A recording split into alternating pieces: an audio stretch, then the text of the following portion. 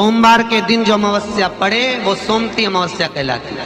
क्या करना पड़ता है उस दिन? कितना भी दुख विपदा कष्ट सम्मुख में खड़ा हुआ हो, कितना भी दुख पूंजी धन की अगर आपको कमी पड़ रही है और ऐसा लग रहा है कि मेरे पास में कुछ भी नहीं, हम तो यहाँ तक कहेंगे कोई मकान बना रहे हो, बेटी का विवाह कर रहे हो, बेटे का विवाह कर रहे हो, कोई अच्छा कार्य कर रहे हो, धन संपदा की भी कमती दिखे तो उस समय पर कांता भगवान का स्मरण कर, कांता चक्र का स्मरण कर शिव और नारायण का नाम लेकर एक बेलपत्र, एक शमी पत्र, एक श्वेत पुष्प, एक लाल पुष्प दोनों हाथ में लेकर भगवान शंकर के अशोक सुंदरी के स्थान पर अगर समर्पित करा जाए तो संपदा की भी कमी नहीं आती। वो कांता चक्र है जो नारायण।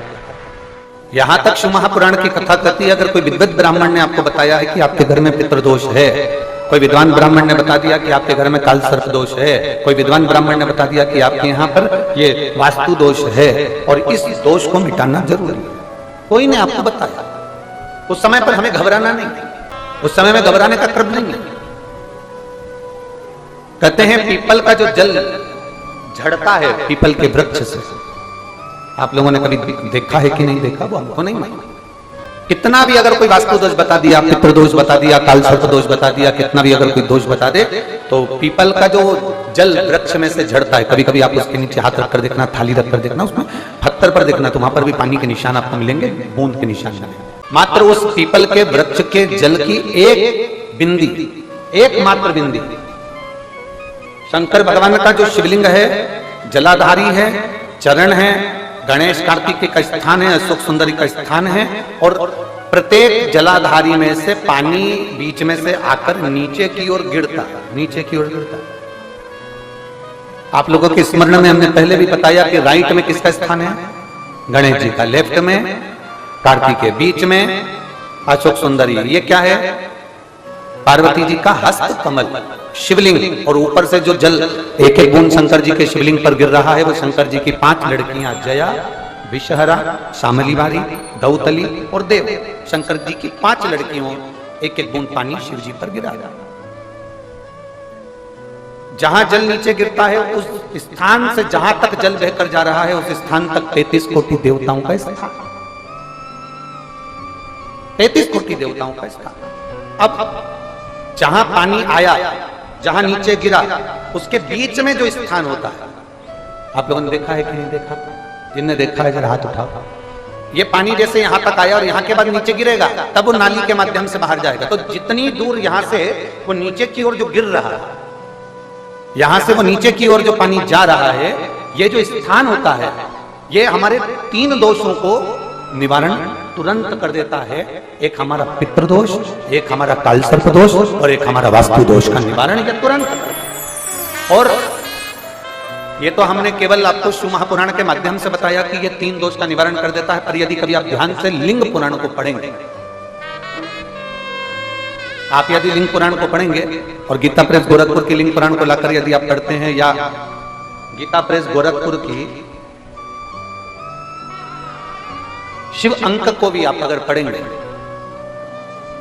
उसका नंबर हमारे स्मरण में नहीं आ रहा है, शिव अंक को भी अगर आप पढ़ेंगे तो उसमें भी आपको वर्णन मिलेगा कि हम तो केवल 3 दोष का बता रहे हैं, पर हमारे शास्त्र तो यहाँ पर और भी दोषों का वर्णन कर रहे हैं। जैसे किसी ने बता दिया आपको शनि का दोष है, किसी ने बता दिया मंगल का दोष है, किसी ने बता दिया आपको केतु का दोष है, किसी ने बता दिया आपको राहु का दोष है, किसी ने आपको कह दिया कि बृहस्पति का दोष है, किसी ने कह दिया आपको ये वाला दोष है। दुनिया के जितने दोष पीपल के वृक्ष के झड़ता हुआ जल की एक बूंद का स्पर्श, भले वो सूख गई हो, उसका एक स्पर्श मात्र जहां पानी नीचे की ओर गिर रहा है उतनी परिधि, उतनी जगह के बीच में जहां से पानी गिरता है, बस उस स्थान पर अगर वो उंगली अपना नाम और गोत्र का स्मरण कर कर भी लगा दी जाए और एक लोटा जल चढ़ा दिया जाए तो ये जितने दुनिया के दोष है वो अपने आप समाप्त हो ही जाते हैं। शंकर की बोल बम का नारा है। और अच्छे से समझ लो, जरा ध्यान में आ जाए आप लोगों के, नहीं तो गलत कर बैठो तो बहुत स्मरण रखिएगा। शिवलिंग जलाधारी, जलाधारी में से पानी बहता है नीचे की ओर जाता है। जितना मोटा शिवलिंग की ये जलाधारी होती है उसमें से पानी जहां नीचे गिरता है, जितनी भी मोटी हो उसमें कहीं पर भी आप बिंदी लगा सकते हैं। उस स्थान पर आप कहीं पर भी उस बिंदी को लगा।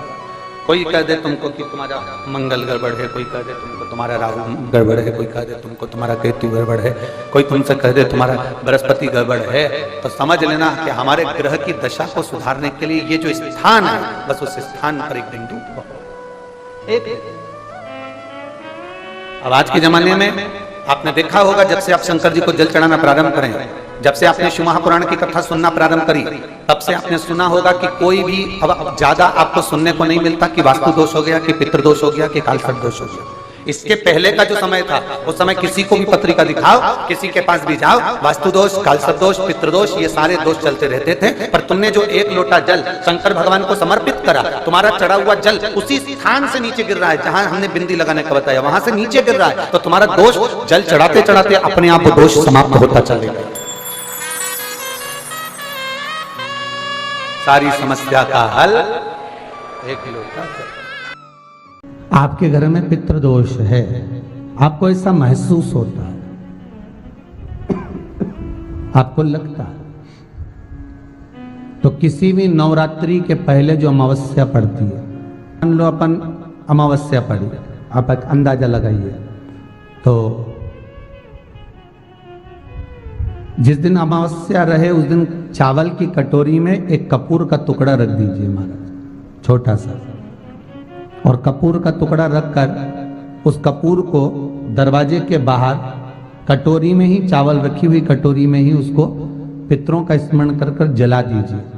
और जलाने के बाद उस चावल को कहीं भी किसी भी वृक्ष की छांव में पक्षियों के लिए डाल दीजिए। शिव महापुराण की कथा कहती है, अगर मान लो पितर आपको कष्ट दे रहे हैं, पितर आपको तकलीफ दे रहे हैं, कोई काम नहीं होने दे रहे हैं, या कहीं आपको ऐसा लगता है कि पितरों का दोष है, तो वो पितृ दोष देवी, अब ये जो आप करेंगे ये कब कर रहे हैं? अमावस्या के दिन आप उसको रख रहे हैं, अमावस्या के दिन उसको रखकर रात भर आपने रखा कपूर के साथ में, सुबह एकम पड़ गई, नवरात्रि लग गई, उसी दिन उसको जलाकर आपने पटक दिया।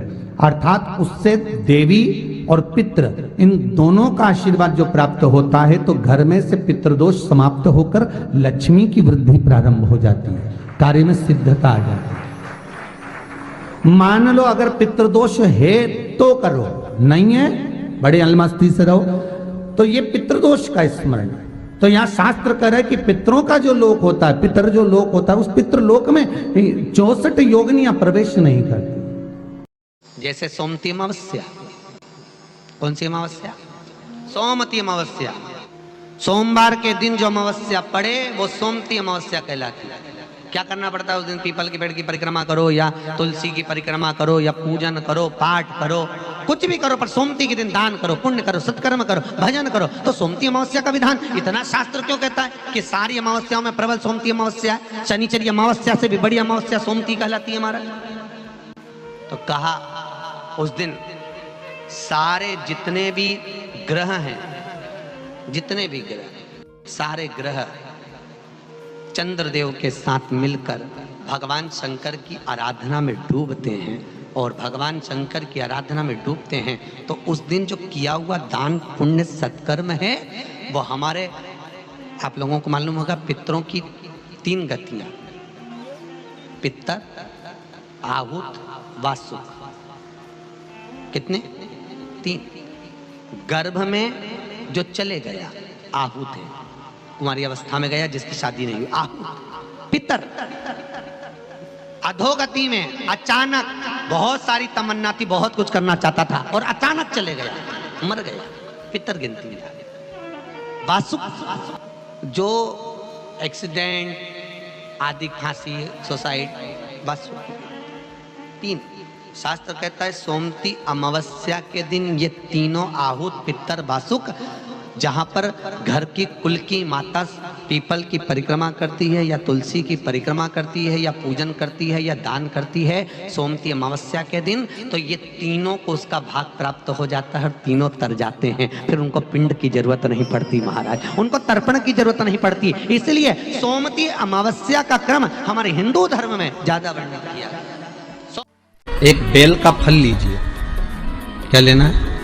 बेल का फल, बेलपत्री का जो फल होता है उसको ले लो, उसके अंदर का जो गुर्दा होता है, अंदर का जो भाग होता है, उसको निकाल लीजिए और उस बेल के फल में आटा सेक कर उसमें शक्कर मिलाकर उसको के अंदर भर लीजिए। अमावस्या के दिन सुबह 10 बजे से पहले उस बेल फल में जिसमें तुमने पंजेरी भरी है, आटा सेक कर भरा है शक्कर के साथ में, उसको अपने घर में घुमाने के बाद में जिसको कालसर्प दोष बताया है, पितृदोष बताया है या वास्तु दोष का स्मरण बताया है, घर में सब दूर घुमाकर अपने परिवार का हाथ का स्पर्श कराकर पीपल के पेड़ के नीचे तक खड्डा खोदकर उस बेल पत्र के उस फल को दाब दीजिए। महाराज केवल एक अमावस्या करना रहता है, पितरों के दोष से मुक्ति मिलती है और हमारे घर के कार्य सफल होना प्रारंभ हो जाते हैं। कार्य की सफलता होती है, कार्य में सफलता प्राप्त होने लगती है। हम तो कई बार कहते हैं महाराज जी, अगर ऐसा लगे किसी औषधि को आप ले रहे हैं, मालूम पड़े कि औषधि आपको लग नहीं रही है, शिव महापुराण की कथा करेंगे, मान लो औषधि आपको नहीं लग रही, आपने औषधि बहुत दिनों से ले रहे हो, कोई दवाई, मान लो आप किसी भी दवाई को ग्रहण कर रहे हैं और वो औषधि लगी नहीं रही है, वो शरीर को लगी नहीं पा रही और आप ठीक ही नहीं हो पा रहे, 15 दिन हो गए, 8 दिन हो गए, बताओ उतना की उतना ही कैटरीना है, उतना ही उतना अपना भरा हुआ, वही की वही लीवर, वही की वही किडनी, वही की वही स्मरण, सभी कुछ वही वही है, उतने की उतना ही।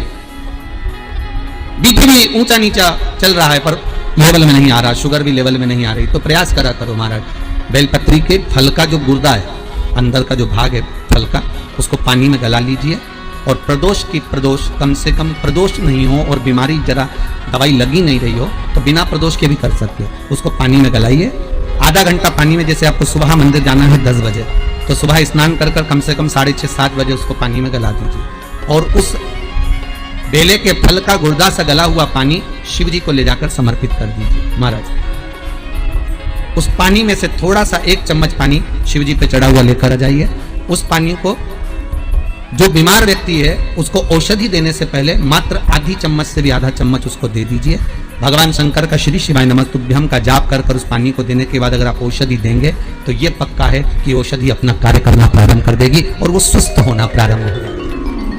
क्या करना पड़ता है उस दिन? पीपल के पेड़ की परिक्रमा करो या तुलसी की परिक्रमा करो या पूजन करो, पाठ करो, कुछ भी करो, पर सोमती के दिन दान करो, पुण्य करो, सत्कर्म करो, भजन करो। तो सोमती अमावस्या का विधान इतना शास्त्र क्यों कहता है कि सारी अमावस्याओं में प्रबल सोमती अमावस्या, शनिचरी अमावस्या से भी बड़ी अमावस्या सोमती कहलाती है। हमारा जितने भी ग्रह, सारे ग्रह चंद्रदेव के साथ मिलकर भगवान शंकर की आराधना में डूबते हैं और भगवान शंकर की आराधना में डूबते हैं तो उस दिन जो किया हुआ दान पुण्य सत्कर्म है वो हमारे, आप लोगों को मालूम होगा, पितरों की 3 गतियां, पितर, आहुत, वासुक, कितने? 3। गर्भ में जो चले गया आहुत है, कुंवारी अवस्था में गया जिसकी शादी नहीं हुई, आहुत। पितर अधोगति में अचानक बहुत सारी तमन्ना थी, बहुत कुछ करना चाहता था और अचानक चले गया, मर गया, पितर गिनती में। जो एक्सीडेंट आदि, खांसी, सुसाइड, बस 3। शास्त्र कहता है सोमती अमावस्या के दिन ये तीनों आहुत, पितर, वासुक, जहां पर घर की कुल की माता पीपल की परिक्रमा करती है या तुलसी की परिक्रमा करती है या पूजन करती है या दान करती है सोमती अमावस्या के दिन, तो ये तीनों को उसका भाग प्राप्त हो जाता है और तीनों तर जाते हैं। फिर उनको पिंड की जरूरत नहीं पड़ती महाराज, उनको तर्पण की जरूरत नहीं पड़ती। इसलिए सोमती अमावस्या का क्रम हमारे हिंदू धर्म में ज्यादा वर्णित है। विश्वास कहता है अमावस्या के दिन, उस श्राद्ध पक्ष की अमावस्या के दिन जो नदी, तालाब, बावड़ी, कुआं, किसी भी एक जगह पर अपने पूर्वजों का नाम लेकर शाम के समय पर दिया लगाएगा, ये मेरा विश्वास कहता है उसके लिए कुबेर भंडारी भंडार जरूर बनेगा, पितृ भंडार जरूर बनेंगे, ये निश्चित। इस पीपल के वृक्ष के नीचे जो शनिवार को दिया लगाएगा वो लक्ष्मी और नारायण को अपने घर ले जाएगा। इसलिए शनिवार के दिन पीपल के वृक्ष के नीचे दिया का प्रमाण है महाराज। और सुन दरिद्रता देवी, तेरे पेड़ के नीचे जो खाली हाथ आएगा तू उसके घर में प्रवेश करेगी और जो भरे हाथ से मतलब पानी का लोटा ले जाओ, कंकु ले जाओ, चावल ले जाओ, रोली ले जाओ, कुछ भी, जरा सी शक्कर ले जाओ, गुड़ ले जाओ, आटा ले जाओ, और पीपल के पेड़ के नीचे कभी खाली हाथ मत जाओ। अगर तू खाली हाथ कोई आया तो तू उसके घर में प्रवेश कर। बड़ का पेड़ पितरों का प्रतीक होता है, बेलपत्री का पेड़ भी पितरों का प्रतीक होता है, क्योंकि ये पितरों के वंश से जो पार्वती मैया का प्रागट्य भाव वर्णन किया। पीपल का वृक्ष पितरों का प्रतीक होता है। श्राद्ध पक्ष में महाराज पीपल के पेड़ के नीचे मात्र काली तिल्ली का पानी ही डाल देने से पितृदोष का निवारण हो जाता है। किसी लड़के की लड़की की विवाह शादी नहीं हो रहा हो, मंगल विवाह नहीं हो रहा हो, पानी के लोटे में थोड़ा सा काला तिल डालकर श्राद्ध पक्ष में पीपल के पेड़ के नीचे चढ़वा दीजिए महाराज। पितरों की शांति होती है, घर में मंगल कार्य होता है, मंगल कार्य हो जाता है, पितृदोष का निवारण होता है। ऐसा लग रहा है कि बहुत बड़ी बीमारी शरीर में आ गई है, वो मिट नहीं रही, बीमारी बहुत बड़ी है, नहीं जा रही। सरसों का फूल भगवान शंकर को चढ़ाना प्रारंभ कर दो। सरसों तो आप अपने घर के अंदर भी बो सकते हो, उसमें पीला फूल ही जाता है, शिव जी को चढ़ाना चालू कर दो, बीमारी समाप्त होना प्रारंभ। बेल का फल, बेलपत्री का जो फल होता है उसको ले लो, उसके अंदर का जो गुर्दा होता है, अंदर का जो भाग होता है उसको निकाल लीजिए और उस बेल के फल में आटा सेक कर उसमें शक्कर मिलाकर उसको के अंदर भर लीजिए। अमावस्या के दिन सुबह 10 बजे से पहले उस बेल फल में जिसमें तुमने पंजेरी भरी है, आटा सेक कर भरा है शक्कर के साथ में, उसको अपने घर में घुमाने के बाद में जिसको कालसर्प दोष बताया है, पितृदोष बताया है या वास्तु दोष का स्मरण बताया है, घर में सब दूर घुमाकर अपने परिवार का हाथ का स्पर्श कराकर पीपल के पेड़ के नीचे तक खड्डा खोदकर उस बेलपत्र के उस फल को दाब दीजिए। महाराज केवल एक अमावस्या करना रहता है, पितरों के दोष से मुक्ति मिलती है और हमारे घर के कार्य सफल होना प्रारंभ हो जाते हैं। कार्य की सफलता होती है, कार्य में सफलता प्राप्त होने लगती है। हम तो कई बार कहते हैं महाराज जी, अगर ऐसा लगे किसी औषधि को आप ले रहे हैं, मालूम पड़े कि औषधि आपको लग नहीं रही है, शिव महापुराण की कथा करेंगे, मान लो औषधि आपको नहीं लग रही, आपने औषधि बहुत दिनों से ले रहे हो, कोई दवाई, मान लो आप किसी भी दवाई को ग्रहण कर रहे हैं और वो औषधि लगी नहीं रही है, वो शरीर को लगी नहीं पा रही और आप ठीक ही नहीं हो पा रहे, 15 दिन हो गए, 8 दिन हो गए, बताओ, उतना की उतना ही कैटरीना है, उतना ही उतना अपना भरा हुआ, वही की वही लीवर, वही की वही किडनी, वही की वही स्मरण, सभी कुछ वही वही है, उतने की उतना ही।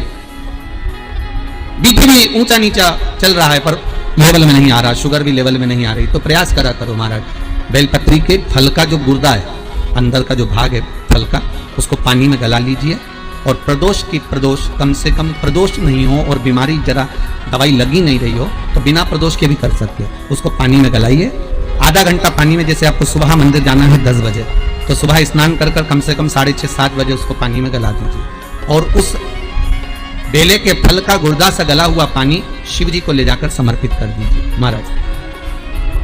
उस पानी में से थोड़ा सा 1 चम्मच पानी शिव जी पे चढ़ा हुआ लेकर आ जाइए।